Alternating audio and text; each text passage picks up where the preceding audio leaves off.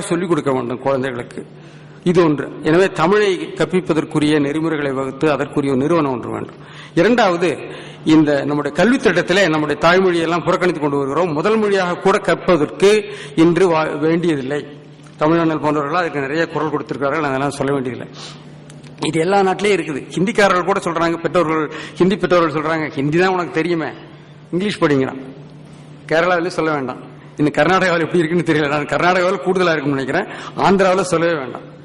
தெலுங்கு வேண்டாம், இங்கிலீஷ் படிச்சா போதும், வேற ஏதாவது பாஷை படிச்சா போதும். சோ இது இந்த நிலைமையில நம்ம கல்வி திட்டத்தில் கல்லூரியில பார்த்தீங்கன்னா முதல் மொழியாகவோ இரண்டாவது மொழியாகவோ வைத்திருக்கிறோம்.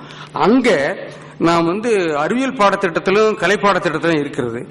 ஆனால் என்னுடைய கருத்து நிச்சயமாக இந்த மருத்துவம் பொறியியல் போன்ற கல்வியிலும் ஓராண்டாவது அவருடைய தாய்மொழி, நான் எல்லா மாநில மொழிகளையும் நான் சொல்கிறேன், தமிழர்கள் முதல்ல வழிநடத்த வேண்டும். தமிழர்கள் வழிநடத்தி நான் தமிழாசிரியர்களுக்கு வேலைக்காக அதை சொல்லல, தயவுசெய்து அப்படி நினைச்சுக்காதீங்க. நிச்சயமாக தமிழை ஒரு பாடமாக அவர்கள் ஓராண்டு படிக்க வேண்டும். எப்படி ஆங்கிலம் படிக்கிறார்களோ அதே போல தாய்மொழியை படித்தால்தான் அவன் அந்த தாய்மொழியிலே அந்த கருத்தை எடுத்து மக்களுக்கு சொல்ல வேண்டும். நீங்க தாய்மொழி பயிற்சி வர முடியுமான்னு எனக்கு தெரியல, ரொம்ப சந்தேகமா இருக்கு, ஐயமா இருக்கு. அது வருவதற்கு நாம் முயல்வோம். அது வரைக்கும் ஒரு தமிழை ஒரு மொழியாக இலக்கியத்தையும் மொழியும் ஒழுங்காக சொல்லிக் கொடுப்பதற்கும் அந்த அறிவியலை மக்களுக்கு சொல்லிக் கொடுக்கிற முறையில கலை சொற்களை உருவாக்கி அவர்களுக்கு அறிமுகப்படுத்துவதற்கும் உரிய அந்த திட்டத்தை நான் நினைக்கிற தனியார் கல்லூரிகளிலும் இதை நடைமுறைப்படுத்த வேண்டும். தனியார் கல்லூரி, அரசாங்க கல்லூரி எல்லாவற்றிலும் கட்டாயமாக நடைமுறைப்படுத்த வேண்டும். அதற்கு தமிழ் ஆசிரியர்கள் தயாராக இருக்க வேண்டும். என்னால் இன்றைக்கு தமிழுக்கு முதல் பகவர்கள் தமிழ் ஆசிரியர்கள் தான். நான் வேறு கூட்டத்திலையும் சொன்னேன், தமிழை ஒழித்து கட்டுவதற்கு கங்கணம் கட்டி கொண்டு புறப்பட்டு விட்டார்களோ என்று எனக்கு தோன்றுகிறேன். எனக்கு மிக வருத்தத்தோடு சொல்லிக் கொள்கிறேன். நீங்க அது அரசியல் பேசுவதற்குரிய இடம் இல்லை. எனவே அதை நிறுத்திவிட்டு அடுத்ததாக தமிழ் ஆராய்ச்சியை பற்றி நினைக்கிற பொழுது தமிழ் ஆராய்ச்சியினுடைய செல்லறிகளை பற்றி பழமையும் பேசுங்கள், இன்றைய பற்றியும் பேசுங்கள் என்று சொன்னார். தொல்காப்பியர் எப்ப தோன்றினார்னு எனக்கு தெரியல. என்னுடைய பேராசிரியர் 5300 சொல்றாரு. வெள்ளைவாரனாரை மேற்கோள் காட்டி சாவி சுப்பிரமணியன் அவர்கள் புத்தகம் எழுதியிருக்காங்க.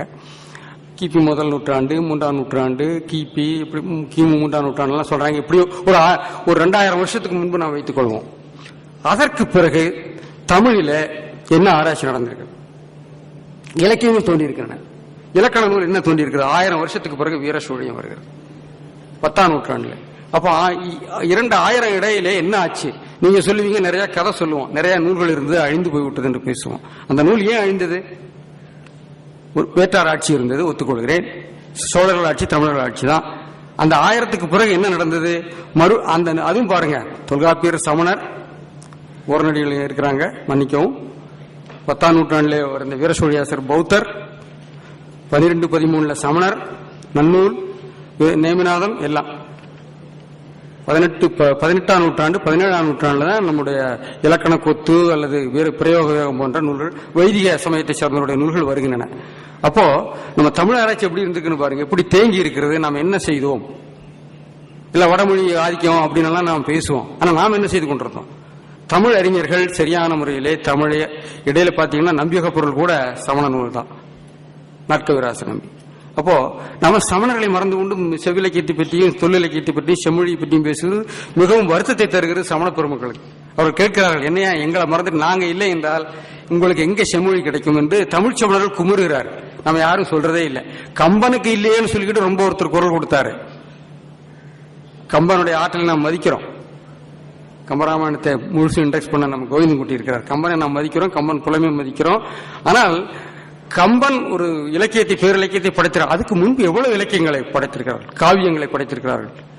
சிலப்பதிகாரமாகட்டும், சிந்தாமணி ஆகட்டும், நம்முடைய யாப்பு நூல்களாகட்டும், எல்லாம் சமணர்கள் தான் படைத்திருக்கிறோம். சமணர்களை மறந்து விட்டோம், அதை நாம் மீண்டும் நினைவு கூற வேண்டும் என்று சொல்லிக்கொண்டு எனவே ஆராய்ச்சியில பார்த்தீங்கன்னா அடுத்து நம்ம கால்டுவெல் காலத்துக்கு வருகிறோம். 19ஆம் நூற்றாண்டுக்கு வந்தோம்னா நம் மேற்கத்திய தொடர்புக்கு பிறகுதான் மறுபடியும் ஆராய்ச்சி வளம் பெறுகிறது, உயிர் துடிப்போட வருகிறது. அதுல பாத்தீங்கன்னா 19ஆம் நூற்றாண்டுடைய மைய பகுதியில சென்னையில கால் கொண்ட மெட்ராஸ் எஜுகேஷனல் சொசைட்டி, அதாவது சென்னை கல்வி சங்கம், அதுல கற்பிக்கப்பட்ட தமிழ் கல்வியிலே அவர்கள் தமிழை மட்டும் கற்கவில்லை. திராவிட மொழிகளை கற்றார்கள், வடமொழியை கற்றார்கள், பெர்ஷியன் கற்றார்கள், அரபிக் கற்றார்கள், இன்னும் தத்துவ நூல்கள், அறநூல்கள் எல்லாம் கற்றார்கள். அதன் விளைவாகத்தான் நம்ம திராவிடம் என்ற கருத்தாக்கம் வந்தது. ஒரு பாடத்திட்டம். அதெல்லாம் இங்க சொல்றதுக்கு நேரம் இல்லாதனால நான் சொல்லல. திராவிட சாந்தி என்ற புத்தகத்திலே ராமசுந்தரம் மொழிபெயர்த்து தந்திருக்கக்கூடிய ட்ரவுட்மனுடைய புத்தகத்தில் பாத்தீங்கன்னா அந்த பாடத்திட்டத்தை பாருங்க. அந்த பாடத்திட்டத்தினுடைய விளைவாகத்தான் திராவிடம் என்ற கருத்தாக்கமே வருகிறது.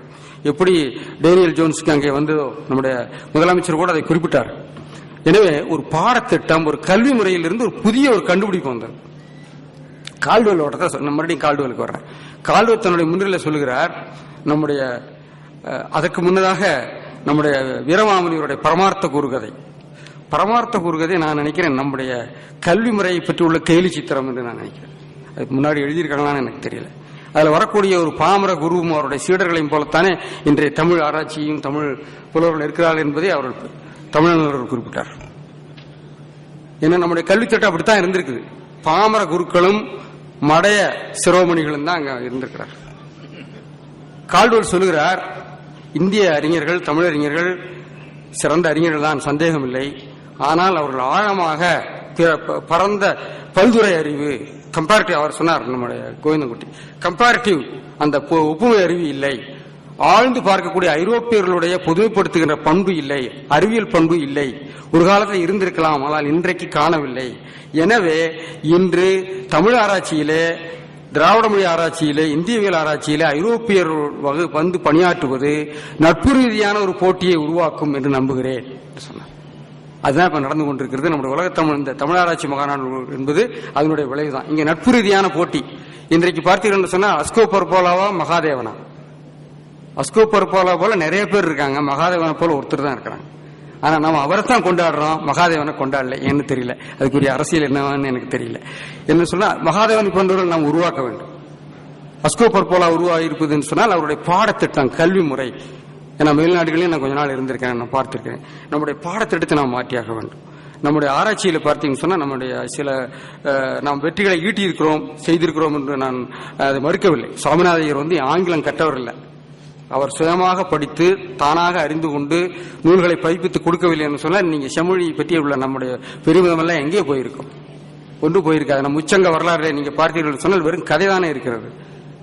அதில் எங்காவது நம்முடைய பழைய நூல்களை பற்றி, பழைய இலக்கிய வரலாறுகளை பற்றி, சமணருடைய பங்கை பற்றியெல்லாம் எங்காவது இருக்கிறதா?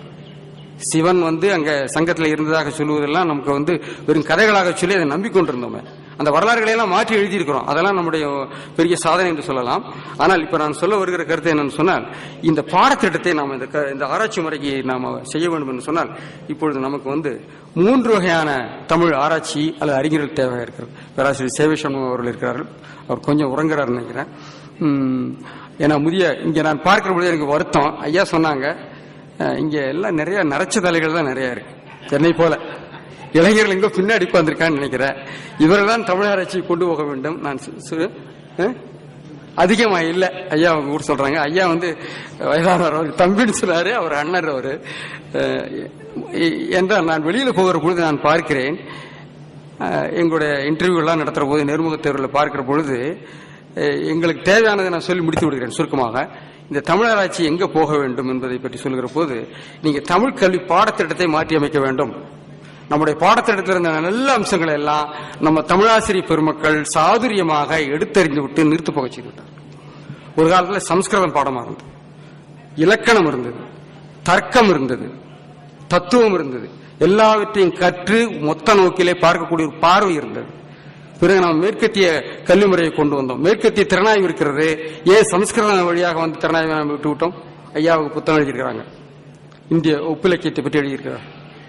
அதை வைத்துக் கொண்டுதான் நம்ம தண்டி அலங்காரம்